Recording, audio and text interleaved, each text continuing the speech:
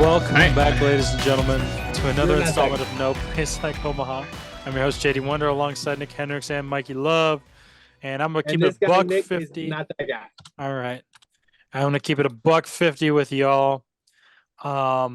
Did not watch much college baseball this weekend. I watched a lot of college basketball. Yeah. Keep it a buck 50? Yeah, I'm keeping it a buck with you. Get a buck 50 that I did not watch much baseball. What kind of Gen Looking Z at TikTok some of stream the- did that come on? Please stop. I don't want you to stop insulting me, please. You We're guys are checking on in one today. on the boys at Northwestern, where they are 10 and 11. They lost to McNeese. We don't need to talk about it, but just below 500, around the cusp of it. I believe my team was Northern Colorado, though. We got to check Who in. did I pick? I have no idea. Let's look at the Siena Saints.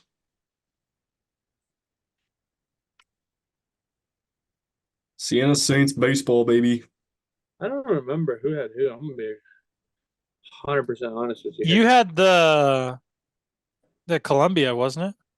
Yeah, Mikey was on Columbia, I thought. For real? I picked For real. Ivy League? Are you shitting me? Because you called them the Monarchs, even though they're the Lions. Yeah, the Monarchs. No. The good old Siena Saints do have a win on the record board. They beat not Columbia. I don't know how you're rooting for them. I don't know where you're going with that, but they beat Army West Point last Wednesday, 17-7 in 7 innings. Get a 10-run, and then all of a sudden they go to face Davidson and just get absolutely mollywopped in the series. Get swept on the doubleheader on Saturday. 5-2 final, 5-4 final, and then on Sunday they got a butt whooping, 21-1. Sounds like Texas. Meanwhile, Texas checking actually in was winning this on weekend. UNC, they have 2 wins. They're 2-22. They took 2 out of 3 from University of Nebraska, Omaha. I told you. Won 15-5 in 7 innings, then lost 4-8, then won 15-5 in 8 innings. I told you. Did I not tell you? That is wild. Hold on, I gotta find my team. I don't remember who it was. Pitching for Siena this year is not. Was good. my team Alcorn State? Yes. Yeah, there you go. They're still winless. Heck yeah. I gotta hop on Alcorn State then. No, you can't. You already picked your team. You lost. Suck it. I'm looking at some of the games from the weekend. Florida State is no longer undefeated. They're now 19-3 on the season. I believe Clemson, if I'm not mistaken, swept them. They did have a full sweep. And 22-2 on the season for Clemson. And that is just one of those teams where we talked about it earlier at the beginning of the year on a team that you could look at making a run to Omaha, and they're kind of proving it right now. That's a big standout win. They had a series win against Duke, so in the ACC, they're now back-to-back series wins. They got Miami coming up on the weekend, which could be a tough test for them. This Miami team is trying to prove that the youth that it had before in the last couple of years can still stand strong. But, I mean, starting out this year for Clemson, red hot, the bullpen staff just getting it done, shutting down a high-powered Florida State offense. Oh. Precisely. Series that I watched was Georgia-Alabama, and I watched game 1. Talk about your hard on for him. I don't think I'm the only one that does have one, because when you talk about one of the best hitters in the country, in Charlie Condon, so far hitting 517. That dude breaks. Yeah. When you're hitting 517 and you've got 17 homers and you're leading both in batting average and home runs in college baseball right now, you can say the man rakes, especially when, he already hits a nuke. A nuke Friday or Saturday in the opening game, and then to close it out, to walk it off with a granny to take 2 home runs in game 1 against Alabama with a win there. I do want to state that he does not have wheels, though. So yeah, he don't have wheels, but the man can hit, and this entire Georgia lineup can hit as well. I mean, on the year so far, Georgia's got 74 nukes. They're hitting well above 300 when it comes to a team batting average. So this is an offensive team, and I said it earlier in the group chat, I believe yesterday, this Georgia team could potentially be one that says we are here for an SEC title and we're here for a look and a sniff at the national title coming into Omaha. So we'll see how that gas keeps working their way through. Ever won it? I'm not sure if Georgia has one or not. That's a They feel like play. I they're know they normally- played Fresno State in the championship game in 2008. I feel like Yeah. normally they're not known for being good at baseball. Mm-hmm. they're But known they're for always- having a I better mean- pitching staff though. Yeah. Like they've had one of the top staffs in the SEC for a few years back in like right before 2020 hit. And I mean, it is the SEC, so it's a really competitive baseball conference, as is. Mm-hmm. The only one that's not competitive really in it is like Missouri. So you're But- telling me we're about to see Georgia come up in here in Maybe. the top 25? Georgia already mean, is moved up into the top That 25. might be a look, and also another team to look at would also be NC State. They took the weekend series from Duke, so that's another one to kind of look out for. Auburn kind of breaking into the top 25. What did they do Sunday? Because I think they might have taken them. No, Arkansas still took the series, but they won one game against them. Auburn did, because I think Arkansas is still the unanimous number one. Mm-hmm. Another big one though, South Carolina, an unranked South Carolina team took the weekend series from Vanderbilt. Florida and LSU, really close matchup. Florida ended up taking that series. UTSA taking a series against East Carolina. Georgia's not in the top 25. No, they're not. They're just on the outside. They're 21-4. So you lied to me. If you look at a couple of the rankings out on Division One, they're not. Personally, I think they should be, but here's the biggest thing holding them back right now is they had a series sweep that Kentucky took against them in Lexington, which honestly, looking at this Kentucky team, they're hot. They're also not bad. Yeah. Yeah, the Wildcats are playing very good baseball at the moment. And like we talked about, it's still early in the year, but when you look at an SEC team, the first couple of wins that you can get on a series and start riling it off, and then once you get to your back end of the schedule, that's when some of your tougher games really start to kind of head out. And so you need a little bit more when it comes to those early wins. Okay, but can we talk about how the hard on that they have for Florida then? Why are they in top 10? They're fucking 14-9. Florida, Yeah. Yes. I think their strength of schedule. Well, their strength of record says otherwise. Yeah. I for mean, number there's that, 16 but in it's the also country. yeah, there's that, but I mean, they started out I think they started out in the rankings as the number 2 or 3, something They like that. did, They were but, high I up mean, You're in there. telling me they've lost. Where's this at? I'm trying to look for their record right now, but yeah, Florida in the midweek, that's where they need to really pick it up and be careful. I mean, they had a very big series against LSU this weekend, and it got chippy normally going back to the 2023 college baseball national title series. I mean, that's one of those things you have to look at. Caglione still pitched pretty well on his outing. I believe it was Sunday when Caglione was on the mound, if not Saturday. Yeah, so far Florida 14-9. They've got a 4-2 conference record. They're on a 2-game win streak. Ended up taking the series against Texas A&M, who was number 4 in They've the country won at the every time. Series. Yeah, But like they got losses to Miami, St. Mary's, Texas A&M.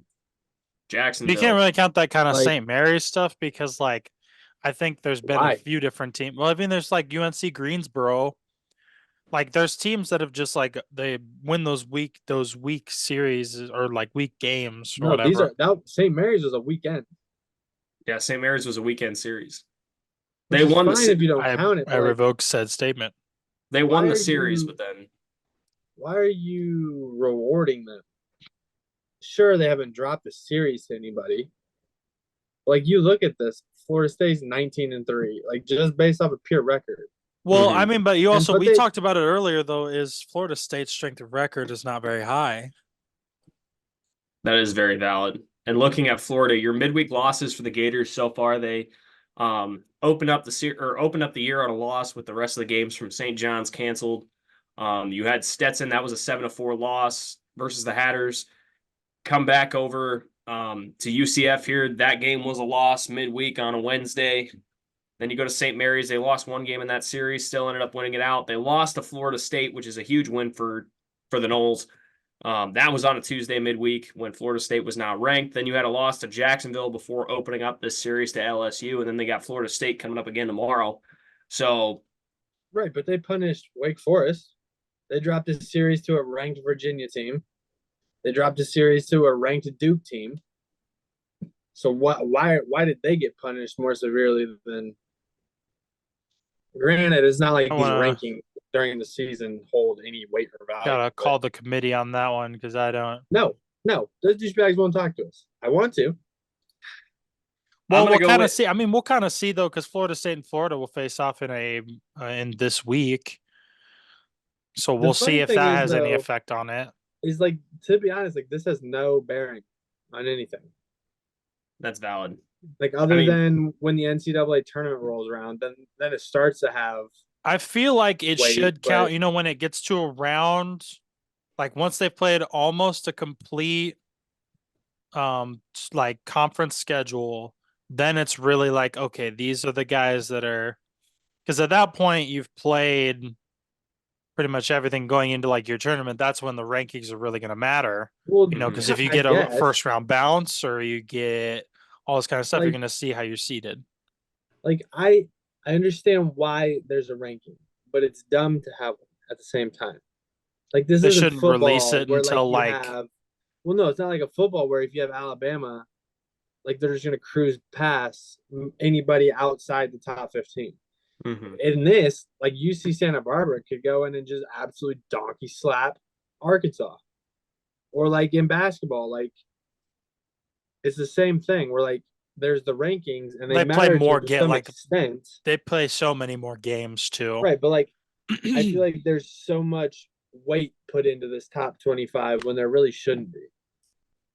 Well, and Like, I'll sure, also Arkansas might be the best team in the nation well, and I'll as of argue right now. I'll argue this one for you. So, like when you look at the beginning of the year, how that kind of breaks down when you get the preseason schedule or the preseason rankings, right? To me, that doesn't mean anything because you're getting guys that, like LSU, for example, LSU being in the top seed in the country. Granted, do they have a lot of returning guys? Absolutely, they do. They lost 2 big draft picks, especially when it came to Skeens, and at the front of the bullpen, that was huge, and Dylan Cruz. But then you take a look at everybody else who's kind of down the line. 90% of the time, you're looking at almost a new team. Like, I mean, you're looking at a lot more younger guys. We'll take Miami, for example, 2 years ago. Miami was ranked very high in the top 25. I believe they were in the mid-teens. And then throughout the whole entire year, they just kind of hit a buzzsaw on the fact that they had no chance of actually getting through with a veteran core because they were mostly freshmen and sophomores. They had a couple of juniors and seniors on that team, but for the most part, offensively, that was a very young squad. You take a look at like North Carolina with a 21-4 record right now, 14th in the country. They've got a lot of guys that came back that are still that veteran core. LSU obviously has it. Arkansas, if you haven't seen that yet, then yes, Arkansas's core is very veteran, but you get some of these other teams that have all these young ones that are put up at the top. That to me doesn't really say anything until you get to the middle of the season on how they play. So I kind of agree on the fact that you could do this like a college football thing where you have your playoff rankings in the middle of the season to get your kind of midway schedule underway. Because Florida to me does not look like a top 25 team. Granted, in the SEC, they're playing good baseball. They got a series win over Kentucky, and then you got a series win over LSU. Now you have to look at the back end of their schedule. How is that going to compete when they have to close out the year versus Tennessee, Arkansas, Vanderbilt, or not Kentucky at the beginning of the year. Sorry, that fact checked me there. Against Texas A&M, and now you got to go look at their back end of the schedule when they do have to close out against Georgia. They got to close out against Arkansas. How are they going to play well? And we saw last year, the end of the SEC schedule for them was the buzzsaw. Yeah. I don't like. What is the benefit to having a ranking system? I think it's still to show, you know, who's going to be like the front runners at the time and all that kind of stuff. I think we see the most kind of hop arounds like 15 down. Mm-hmm. Right, but is it like a thing where it's like with Arkansas being number 1 for consecutive weeks, like do they get a kickback from the NCAA? Like, is that why this is a thing? Because realistically, like the rankings mean nothing during the regular season. Yeah, and I agree with that. And I mean, I don't necessarily know if they get anything back from You're it. supposed to know everything. but well, failed you there. Sorry. But I think that it's more so like encouraging your team to keep going, or like you vie for that spot. Right, but And as wouldn't it be winning like the comp like the regular season conference championship be that? right, but I think like as you get closer, like to tournament time too, it takes a little bit of pressure off to be like, okay, well, even if we don't win the conference or all this kind of stuff, we're still ranked high enough to where we can either be a host site or we're going to get in. Versus like the teams that aren't ranked, they're like, okay, we got to go on a run here, like we did, like we saw with I think it was TCU last year or two Mhm. years ago when they had to go on a run and win the Big 12 to be able to get into the conference or into the national championship playoff. I would agree with you on that. I think when you actually look at it, the ranking system throughout the year helps the committee say, okay, you spent this much time in a consistent ranking, so this is where you're going to get Right, kind of, but I then is guess, that favorited for unfair? that. Is that I unfair? I would say looking at it, I could argue yes and no because at the same time, night like a lot of the times your smaller schools, so let's go on a chance here. We'll just for Mikey's sake, we'll throw in the Monarchs of Old Dominion there. They're the Lions. Good try. Anyways, we'll throw in Old Dominion. So Old Dominion does not play in a Power Five conference, which everybody knows that right now.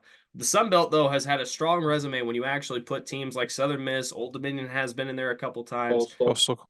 Coastal has been there as well. Like you've got your resume builders there from previous years.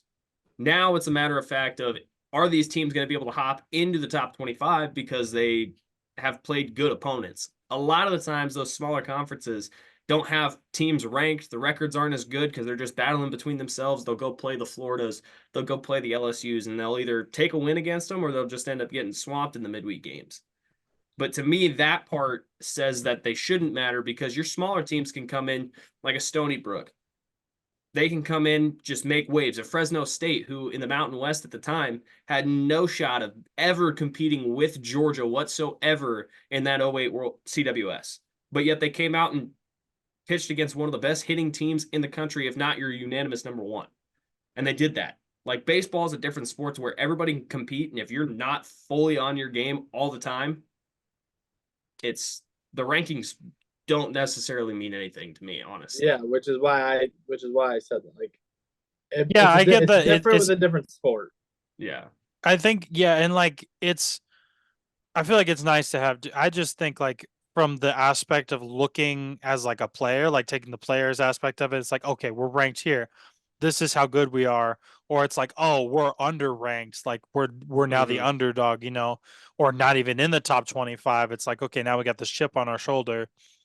So I think that it's a good thing, but it's not necessarily the end all be all. Like you said, it's early in the season and it's so like we still got 2 months until the College World Series, and Well, there's plenty of time in between there. But I feel like having the top 25, like talking about those smaller conferences too, getting that kind of representation in there is good as mhm. well. Now, granted, you don't really know if they're going to compete in that spot until you put them in a regional or you put them against another higher up opponent from a Power Five conference. But I think that it's a good thing all around to just kind of see like who our front runners are. We saw the rapid decline of like Wake Forest was this number one powerhouse and all this kind of stuff. We've gradually seen them fall rather than being like before the season, oh, like preseason poll says these guys are favorites for the CWS, whatever. And then we get to midseason, then the rankings are out, and they're like, how are they 15th or 17th or all this kind of stuff? It's kind of just giving people a week to week idea Mm-hmm. of who is hot, who's not, kind of watching that descent within that area. Guys jumping into the top 25, guys falling out of the top 25, moving around within those numbers and seeing who really is front runner. Because we Well, saw then by last that year with logic, LSU, they kind of fell out of that number one spot, and then people underestimated them, including me, and they came to the postseason and rocked it. then like Florida should be much lower. Yes. I do want to know how. I mean, like, yeah, how I this don't gets I decided. don't disagree with that part. It's just like that's just a matter of what the committee decides. I'm just saying for justification as far as like the reason we have a 1 through 25. If Why that 1 makes through sense. 25 though? Like, why not 1 through 30? Because 25. Because 25 is the consistent through all NCAA sports for a ranking. Right, but why? That's another thing to bring up with the committee. No, the committee won't talk to me. you got several things to make an appointment about. So They I don't know what to tell know you. it would not be a good conversation. It'd be very one-sided. Very one-sided. But like, especially when you look at the rankings, though, like I get what the questions are asked because you've got like a Wake Forest team that's 16-7. Granted, they're an ACC Power 5, so they're going to be up there in the rankings. Alabama just dropped from 11 after the loss to Georgia. How Georgia is in after that series, like we talked about, the Kentucky series sweep against them did not help their cause. But I mean, still, that should be a jump in the rankings as well as they've been playing. And then you get teams that dropped out like TCU, Campbell, Auburn, UC Santa Barbara, but a team like Oklahoma, who is still 14-9, ended up dropping all the way down to 17. That to me would be a dropout on an Oklahoma, a team that's like NC State where they weren't ranked. That's a 15-7. Granted, you faced a very good Duke team and were able to take the series from them, but putting them at a 22 as a 15-7, okay, question like I'd see a good fit there, but you get the teams that now start kind of dropping lower or close to that in ranking that are as high as they are. That doesn't make sense to me at all, but Okay, hear me out. Crazy idea. okay. End of the season to make the top 25 worth something. Rock, Okay. paper, scissors. Okay. No. Well, maybe. You take the top 25. Top 25 teams automatic bid, right? To the NCAA tournament. Mm-hmm. I know Okay. it's not an even number, so it wouldn't work. But then you just have the teams within the top 25 play each other. And then that determines the seeding within. And then you have the conference tournaments. And then you have more people get in rather than you see better baseball. So you're Theoretically. saying like, but if they're in the top 25, then they don't have to play in their conference? They won't play in the conference tournament. They'll play in another tournament where it's just the 25 teams and they all play each other. So it's like the For regular season seeding. champ or what?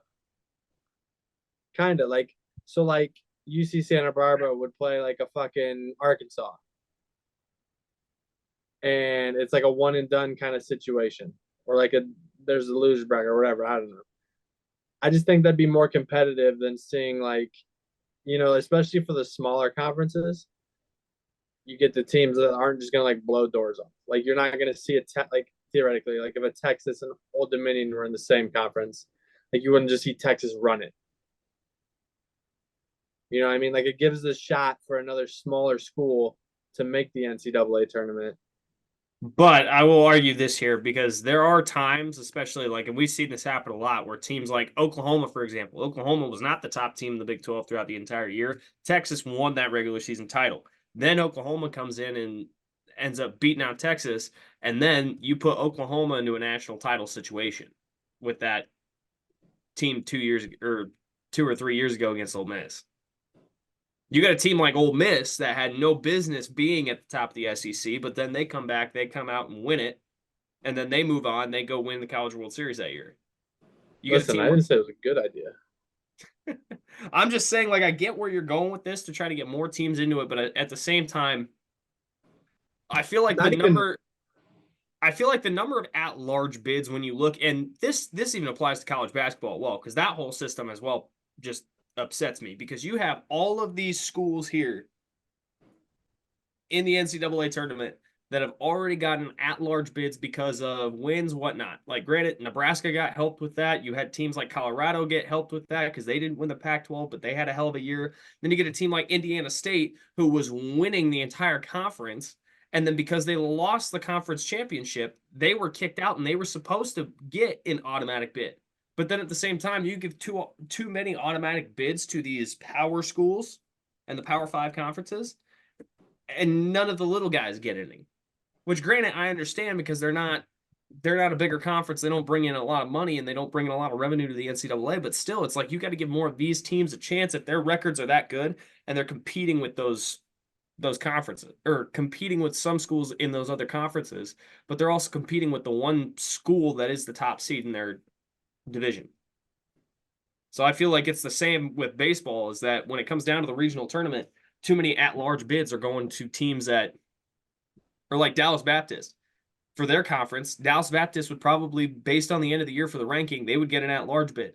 So then even if they won the conference, whoever was in that second place at that time, they don't get in.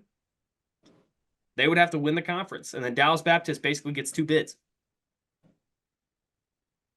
A team like Duke's going to get in because Duke, like if they keep up the season that they're having, if Duke doesn't win the ACC, Duke will still get in because they're a nationally ranked team. And I then feel the like ACC. they also make the agreement to do that when they go to different schools. I feel like you accept it when you're like, I'm not in a Power Five, so we have to win our conference or we have to be ranked. And so I mean it's both a argument of strength, and nobody's going to be able to play everybody. Like they're not going to be Oh able yeah. to schedule before the season and be like, we're going to schedule. You can have a tough schedule, but if like teams have a down year, all those kind of stuff, then it's going to be discredited like into your record and stuff like that. But I feel like mutually you make an agreement to you're not in a Power Five, so you're like you have to either win your conference or you're not going to get in. Because there are I mean, like looking at like the Big Ten right now, I don't think there's anybody ranked. No. So, like realistically, if you thought about it that way and you were like, okay, well, the Power Fives are the most likely to get in, you would just go to a Power Five school and maybe say the Big Ten, because some of those teams would lose to some of the teams in the smaller conferences that are doing well right now, such as like maybe East Carolina, Coastal, all those kinds of places. But if you're thinking that you want to, get the Big Ten or like any Power Five title, then you need to be a part of that conference. So you just go to that school. I just think you make the agreement in your mind, when you kind of join the roster there. But that could just be me. Well, like I mean, looking at last year's bracket, you had out of the top 16 national seeds, Indiana State was the it looks like the only non-Power 5 school with a top 16 national seed. The host, you're saying? Yeah. So at Terre Haute, Indiana State was a host, and they were the only non-Power 5 team. Then you throw it to Clemson, who last year was a 4 seed nationally, who is still continuing that run. They hosted, Auburn hosted. The rest of these are all hosts. Kentucky, LSU, Stanford, Miami, Bama, Wake Forest, Florida, South Carolina, Coastal, Virginia, Vanderbilt, Oklahoma State, Arkansas. So out of that problem, the SEC. pretty much, and there you go. That's the biggest problem, is how many teams of the SEC, based on, yes, I get the fact that you guys are nationally ranked. I 100% get that, and I 100% that understand that you put in that work for the season. You were that successful. Not saying anything about that. I'm just saying that you don't give any of these smaller seeds that are still or smaller schools that are nationally ranked a host site, because it's not going to be as well located, or it's not going to work out for the NCAA. And I call bullshit on that. Well, that's fair. Like Because saying that, I think they talked about that too with the Indiana State site. Like there's just not, they can't put in the same amount of fans they could at like Baton Rouge or any place like that. Right, but if you don't give these schools a chance, they're never going to have enough funding to even try to compete with. Exactly. When you have 7 out of the 16 host sites from the SEC, that really does not add up. Which were those? I don't Yep. remember. Was that all in ranking order? Like I know Indiana State was like what 15th or something, kind of weird last year. Yeah, 14. What were the other ones? I think they're all ranked. So this Well, I is know they're going all ranked. This is going in order for your national seeds. Wake Forest, like 1 through 16 here. Wake Forest, Florida, And throwing it over to, I believe the 3 was Arkansas, Yep, Arkansas. Then it went Clemson. Going LSU. for 5 was LSU. 6 was Vanderbilt. Going for the 7 national seed. That was good old. Where the hell is the 7 national seed? Why can't I find this? Oh, these numbers are they're not dark enough. Anyways, you get the point of that. Where 90% of the time, your higher schools, Virginia was the 7 national seed. So when Virginia, then Stanford, going down to 9, it was, where were they? Miami was number 9, 10 was Coastal, 11 was Oklahoma State. So like I think you guys get the picture because then it went Kentucky for the next one, and then Alabama closed out the national seed for 16. All the SEC schools were getting the top national seed. Well, the other thing is if this is anything like the CFP, like everybody that's on that CFP committee are athletic directors of schools. Mm-hmm. Yeah. Like, how can you not be biased? Well, I mean with that?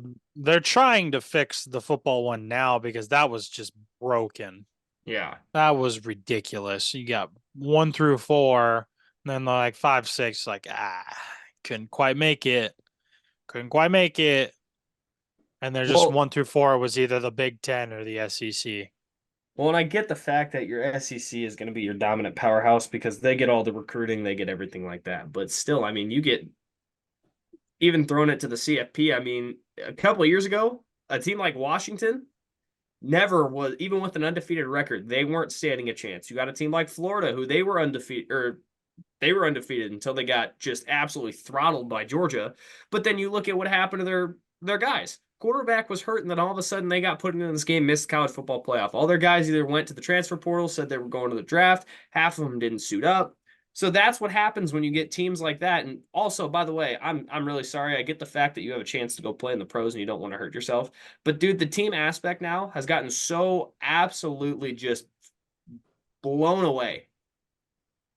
Like I get the fact that there's the money and the contract up here, and yeah, winning a bowl game or whatever here, but it's like, dude, figure it out, grow up. Like I get the fact that you want a job, I get the fact that you got your opportunity here, but be a team player. You guys made it this far as a whole team. Granted, you don't have the game that you want to be in, but that's the problem as well now with the if you look at the transfer portal, you can get guys from your small schools that say, "Oh yeah, I had a great season. I'm going to transfer over here." Paul Skeens did it from Air Force. Had one hell of a year at Air Force, almost leading the nation in ERA. Goes over to LSU and then wins a national title. You're basically building a farm system for the SEC. Conspiracy theory? I don't think so. I mean, it makes sense.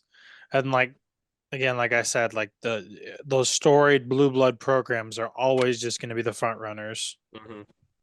Like I get it. Like, and now it's much easier to find a lot of talent, using, online services and all that kind of stuff. And now you can offer NIL. It's a great way to, I think that'll really push the game of baseball because it offers more than minor league contracts will. Granted, it won't offer the signing bonus that they do, but I think that'll help, a lot of high school guys end up, playing a year at least in, college. But kind of, I guess, moving on topic wise. We got fired up about that. I like that. Yeah, it was a good conversation. I mean, it needed to be had. Um, Mikey out here asking the deep, dark questions. Looking now One at reason I'm our here. big pimpin' player of the week from Marist, Ethan Conrad. He now holds the NCAA D1 single game record for triples in a game, hitting 4 triples in Friday's game. There's only 3 other players in college baseball history across all levels that have hit 4 triples in a single game, most recently in 1998. Do we have the players and their schools? No. Oh. You can look that up real quick if you want to, but that's the stat that I have. I also watched a hit from college softball was Michigan State versus Northwestern. Big pimpin'. And the girl smacks a home run, and then the camera turns and there's this kid just sitting in the stands. Oh, And I don't know if you can clip it into here, but the kid's just sitting there and just gets like thwomped right in the chest and just goes just gets and then blasted. just stands up and walks towards its mom. I It doesn't saw even that earlier. doesn't even like I don't know if it's a like a little boy or a little girl, it doesn't really matter because they're sitting there with their coat on, just all bundled up, sitting by themselves in the bleachers and just gets smacked straight in the chest. Like just doesn't even go to catch the ball, move out of the way, just dead on line drive home run right to him. I think Oh, had me dying.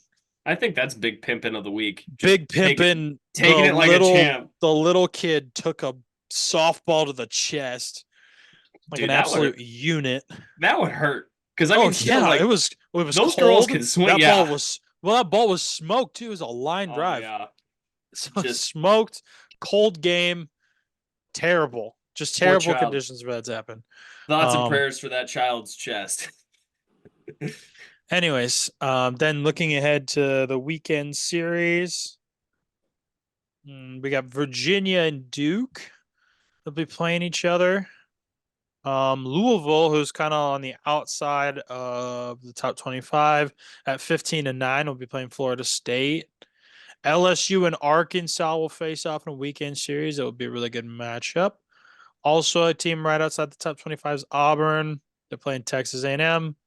Clemson will play Miami. NC State will play Notre Dame. The ranks South Carolina, Alabama. That'll be a good matchup. Number 18, South Carolina will play them. Mississippi State and Florida, that could be a real tester to see if the because those are the Gators ones are starting on Thursday. Yeah, so that'll be a good one to watch as well. North Carolina, Wake Forest will be another good one to watch. I really hope to see Georgia Tech sweep the series against Boston College this weekend and see if they're in the conversation. Georgia and Tennessee. Georgia's still outside the top 25 with it. Okay, yep, and that's exactly what we just talked about. Georgia 21-4 facing number 5 Tennessee 21-4. Yep. So that'll be again. We'll see if Georgia can crack it into the top 25 after that series. Oregon Watch Georgia State. win and then not even sniff. If that happens, I will personally call a committee member as much as possible at the farm this weekend to try to get somebody on here. I don't know Yes. if it's, you'd probably get shot by the black sedans. They can't stop us. Can't stop all three of us. No, I think the committee there's is going to get 3 called. 45 caliber bullets. I would disagree, but Nope. Bulletproof vest. Game set match to the showers, bud. All right, calm down, freaking You James didn't think Franco. that one through? Nope. You think I don't go to bed with Scarlett every night? Forget about it. Forget about it. Well, it should be You another think good. anybody wants to take a roundhouse kick to the face wearing these bad boys? Forget Get about it. about it. I also think Oregon State's USC could be a good one too this weekend. I mean, I know USC's not really sniffing much at the top 25, but They're it'll not be a the good same test program for- they were. But yeah, Uh-uh. I agree with that. Oregon State still continuing. You know, we'll always have a Pac-12 team in the top 10. no, don't even say their name. The Pac-12? Pac-2. Yeah, pretty much. Oregon State and Oregon Washington State. Oregon State repping the Pac-2, baby. The fact that the Independents now just gained 2 big name schools, like, oh, Yes. college sports. Somebody please go pick them up. We need the Beavers in a conference. They'll probably play in the Mountain West. Yikes. That's almost worse. Yep. Mountain West, baby. They should. What is it? Is Pac-12. Hawaii in the Mountain West or is Hawaii somewhere else? I believe Hawaii's in the Mountain West.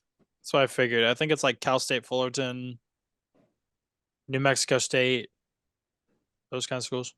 Mm-hmm. Where's Arizona State going now? ASU is going Big 12. I don't like that. It's either Big 12 or ACC. That doesn't make any Not the sense. to me. ACC. I think ACC Stanford's doesn't- going to the ACC. It doesn't make ACC, any. Stanford and who else? Arizona, maybe? Cal. Cal sounds right. Cal sounds better Well, than and Arizona. it really doesn't make sense where all these schools are going to for a conference. No. It's like, why not just reset up new conferences at this point? Because now you're having them travel all the way across the country. We've It's had just- this conversation before too. Oh, I think yeah. we should divide it up because there's so many schools on like the coast and stuff. Yeah. You could divide the coasts into like north and south, and then the Midwest could just stay the Midwest. You got That's the your new Power Five right there. Boom, boom, boom, boom. you got the West Coast North, the West Coast South, then you got the East Coast North, the East Coast South, then you got the Midwest, Southeast, That's and it. West, or like the East and West division of the Midwest. Midwest is the Midwest, and then you got in divisions north and south. Because I Yeah. think there's so many. There are legitimately so many schools within an hour of each other on the Yeah. coast. It's crazy. Even less than that. One I did see, I don't know if it was on Twitter or not, with the like a couple weeks ago or maybe like a week ago, where I saw it was all the new teams with their new conferences. Let me see Yeah, if I that's can- wild. Let me give this a quick scroll real quick just to make sure that I can find it. Also, shout out to Nebraska getting a brand new athletic director. Because thanks, Trev Alberts. Bye. See ya. Don't even remember your name. You just said his name. Nope. Don't even know what it is. Okay. I don't know if it was on Twitter or not. but I this smell is- bullshit. I smell cinnamon rolls. Yep, I'm not finding it, so I don't want to waste all our wonderful viewers' times of the night, considering the fact that I believe it is way past Mikey's bedtime. Correct. Nick, you said Trev Alberts, right? I think so. I don't know. Don't remember. Wow. Never seen such hatred for a man you didn't know.